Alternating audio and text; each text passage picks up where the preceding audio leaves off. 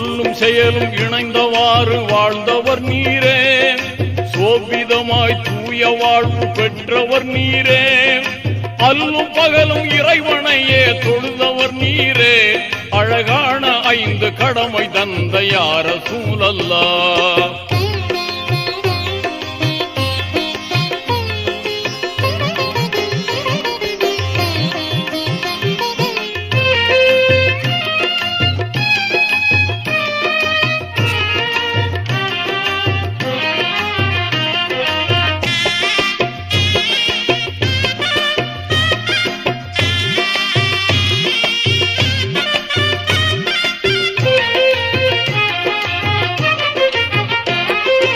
ஏகநாயன் அழைப்பில் மெஹராஜ் சென்றீரே, இனிமையாக இறைவனோடு உரை புரிந்தீரே.